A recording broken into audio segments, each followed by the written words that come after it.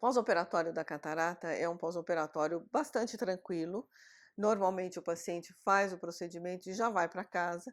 Ele pode ir com o olho ocluído ou não, mas na maior parte das vezes eu prefiro fazer uma oclusão nas primeiras horas, porque eu acho que isso dá uma maior proteção para que o paciente não manipule o olho. Ele tira rapidamente esse curativo em poucas horas ou num dia no máximo, e com a retirada do tampão, ele já deve observar, numa cirurgia sem intercorrências, uma modificação da sua visão. Alguns pacientes têm um embaçamento inicial e nos dias subsequentes ao procedimento cirúrgico eles vão ter uma melhora gradual. A gente pode fazer o procedimento da catarata, o procedimento cirúrgico com ou sem ponto. Existem vantagens em dar ponto e vantagens em não dar ponto.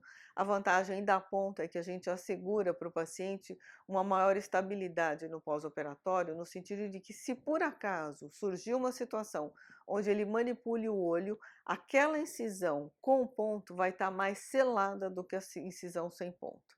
Então a gente vê algumas complicações, muitas vezes quando a gente tem o ponto, e outras quando a gente não tem o ponto. Quando nós temos o ponto, existe a possibilidade do ponto estar apertado no início do pós-operatório, e esse ponto apertado alterar um pouco a visão, e a visão só vai ser então restabelecida da forma ideal quando nós retirarmos o ponto. A retirada do ponto é muito simples, não causa nenhum desconforto maior para o paciente, é feita com anestesia tópica, só um colírio, uma gotinha de colírio é suficiente para que a gente retire esse ponto, e quando ele é dado, normalmente é dado um ponto único. Então não existe nenhum prejuízo maior, a não ser o tempo do médico fazer então esse item técnico, que é a sutura dessa incisão. Então o pós-operatório, no início, nos primeiros dias, a gente pede para o paciente não fazer esforço físico, evitar dirigir, porque ainda nós não sabemos como vai ser a união da visão dos dois olhos, se ela vai dar uma estabilidade, uma tranquilidade para que esse paciente consiga dirigir com segurança. E normalmente os pacientes voltam a trabalhar muito rapidamente. Aqueles que trabalham com esforço físico, a gente pede um resguardo maior. Os que trabalham de uma forma mais sedentária com computador podem voltar a trabalhar rapidamente. Me perguntam muito, posso usar o computador no dia seguinte da cirurgia? Pode usar o computador no dia seguinte da cirurgia.